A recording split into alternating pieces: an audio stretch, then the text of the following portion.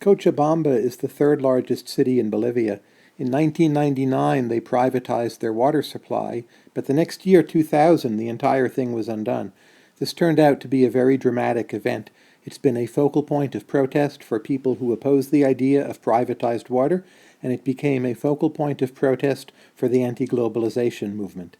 So let's look just a little more closely at exactly what happened. Prior to privatization, the water situation in Cochabamba was fairly grim. The government company covered only 57% of the population, and they had 50% losses in terms of what's called unaccounted for water. Most of that came from leakages.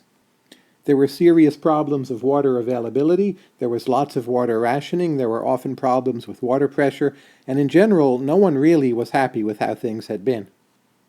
Large numbers of people were dependent either on private wells or private vendors, and those sources of water were more expensive, hard to carry, time-consuming, and had numerous other disadvantages. The contract started in November of 1999, and by January 1st there was an average water price increase of about 35%. Part of the problem was that the price had gone up, but people didn't yet see any way in which their water service quality had gotten better, so of course they were upset. At first there were roadblocks and strikes. The price for water was reduced a bit. Then there was a shutdown of the city. People still weren't happy. There was police repression. A lot of people were injured. Many were imprisoned. And by the time we get to spring, what had happened is there were frequent riots in Cochabamba. There were numerous people dead and injured. And overall it had become a crisis of national and of even international importance. It was portrayed as a kind of classic battle between indigenous peasants and profit-making private corporations. One of the biggest problems with this privatization was that it also created a lot of coercive monopoly power. Most significantly, the private company which was granted the franchise also was given monopolistic rights over the provision of all water services within Cochabamba.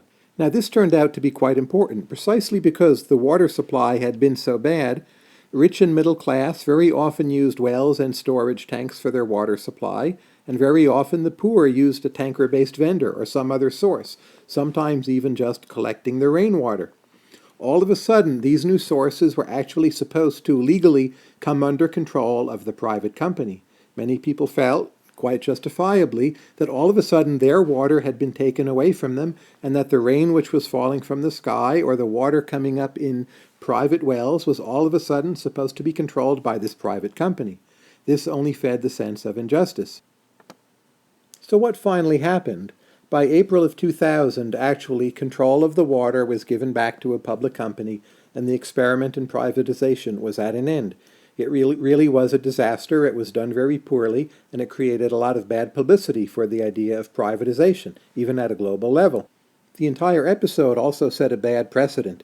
That is, all of the negotiations and decision-making over the setting of the prices of water, these basically went through the central government, and they very rapidly became political issues, when at least in theory they were supposed to have been handled by the water regulator. So the notion of having an independent water regulator, which would somehow apply objectively a set of regulations to a company based on rule of law, the Cochabamba example showed that this had failed. The entire process became politicized very quickly. The saddest news, however, is this.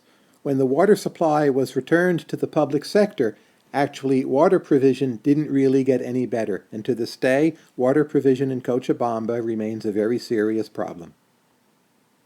If you'd like a good source on this entire episode, read this article.